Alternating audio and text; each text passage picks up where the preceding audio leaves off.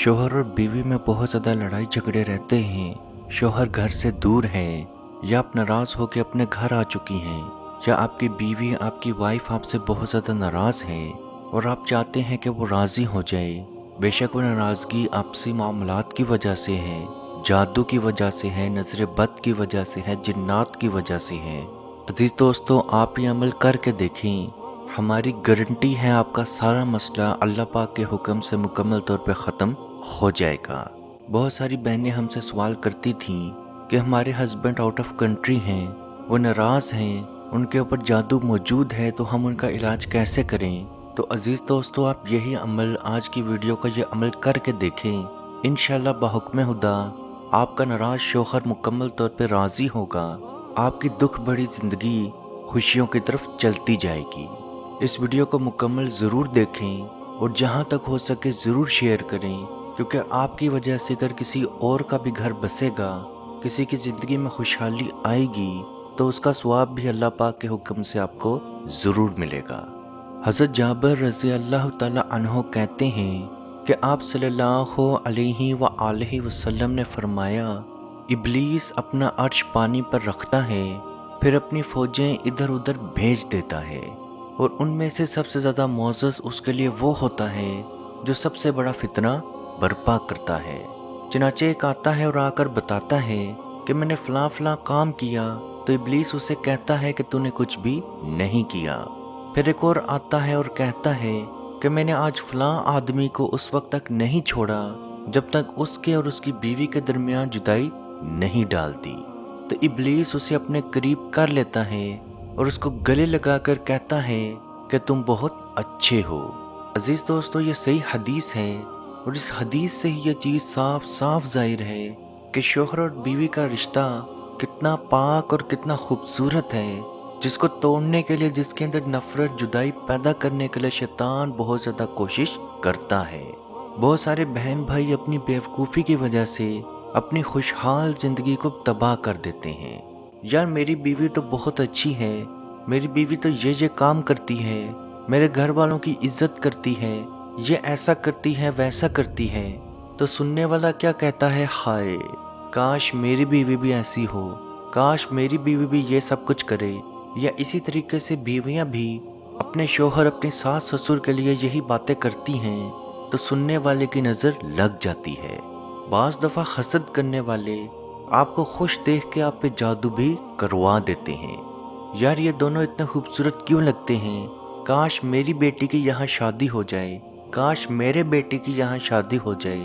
तो अजीज़ दोस्तों, हसद के चलते हुए वो जादू करवा देते हैं। या बाज़ दफ़ा आशिक जिन की वजह से भी, आशिक जिन्नात की वजह से भी लड़ाई झगड़े हो जाते हैं, क्योंकि जिन कभी नहीं चाहता कि वो लड़की या वो लड़का जिसके ऊपर वो आशिक है वो किसी और का हो सके।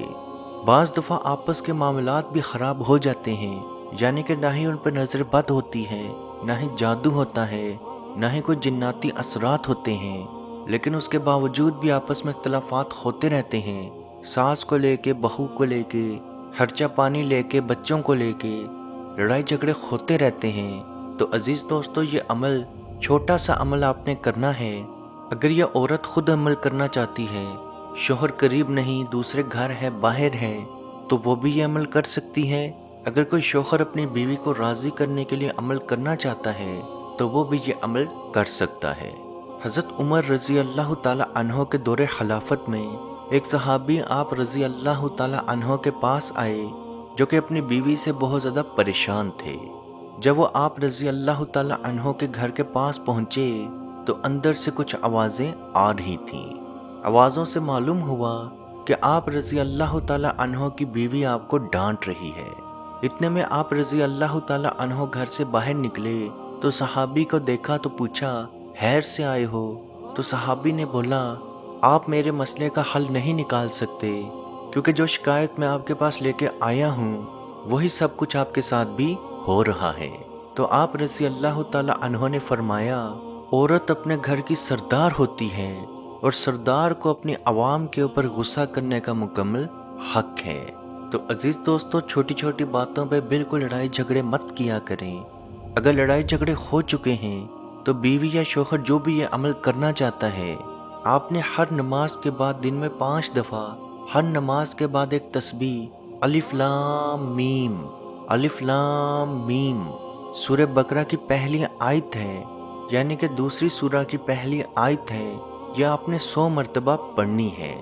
یعنی کہ تسبیح پکڑی، کاؤنٹر لیا، نماز کے بعد اسی جائے نماز پہ بیٹھ کے باوضو 100 مرتبہ الف لام میم الف لام میم الف لام میم پڑھتے رہنا ہے، اور اس کے ساتھ ایک تسبیح اللہ الصمد کی پڑھ لینی ہے، یعنی کہ 100 مرتبہ الف لام میم اور 100 مرتبہ اللہ الصمد پڑھ لینا ہے۔ یہ عمل آپ کر کے دیکھیں، آپ کے اندر جتنے بھی آپس میں اختلافات ہیں، شوہر اور بیوی میں جتنے بھی لڑائی جھگڑے ہیں، جتنے بھی مسئلے ہیں، انشاءاللہ بحکم خدا اللہ پاک کے حکم سے مکمل طور پہ ختم ہو جائیں گے۔ شوہر آؤٹ آف کنٹری ہے یا آپ کے ساتھ ہے، انشاءاللہ مکمل طور پہ آپ کا مسئلہ ختم ہو جائے گا۔ یہ عمل ہسبینڈ اور وائف کے لیے ہی ہے۔ بہت ساری بہنیں ہمیں میسج کر کے بھی بتاتی ہیں کہ میرا دوست ہے، میرا منگیتر ہے، مجھے اگنور کرتا ہے، مجھ سے بات نہیں کرتا۔ تو عزیز دوستو یاد رکھیں، جو شادی سے پہلے ہی آپ کو عزت نہیں دے رہا تو شادی کے بعد وہ آپ کو کیا عزت دے گا؟ تو اگر کوئی آپ سے دور ہوتا ہے شادی سے پہلے تو خود ہی اس سے دور ہو جائیں۔ ضروری نہیں ہوتا کہ ہر رشتے کے لیے، ہر لڑائی جھگڑے کے لیے جادو، جنات یا نظر بد ہی ہو۔ بعض دفعہ انسان کی خود بھی کافی زیادہ غلطیاں ہو سکتی ہیں۔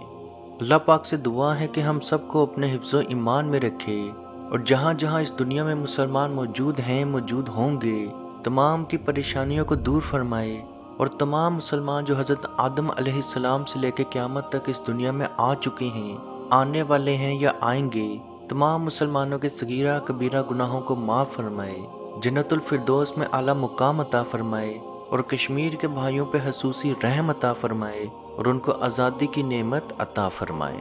آمین۔ اللہ حافظ۔ أعوذ بالله من الشيطان الرجيم. بسم الله الرحمن الرحيم. لله ما في السماوات وما في الأرض، وإن تبدوا ما في أنفسكم أو تخفوه يحاسبكم به الله، فيغفر لمن يشاء ويعذب من يشاء، والله على كل شيء قدير. آمن الرسول بما أنزل إليه من ربه والمؤمنون كل آمن بالله وملائكته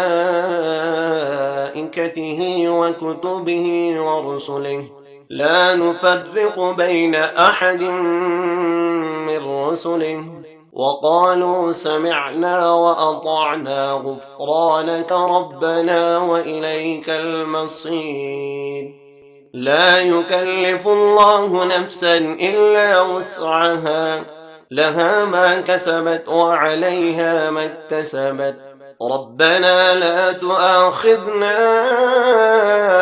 إن نسينا أو أخطأنا، ربنا ولا تحمل علينا إصرا كما حملته على الذين من قبلنا، ربنا ولا تحملنا ما لا طاقة لنا به، واعف عنا واغفر لنا وارحمنا، أنت مولانا فانصرنا على القوم الكافرين.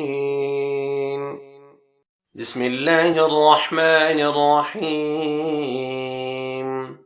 أفحسبتم أنما خلقناكم عبثا وأنكم إلينا لا ترجعون؟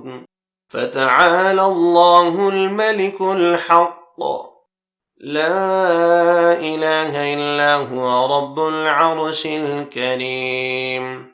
ومن يدع مع الله إلها آخر لا برهان له به، فإنما حسابه عند ربه، إنه لا يفلح الكافرون.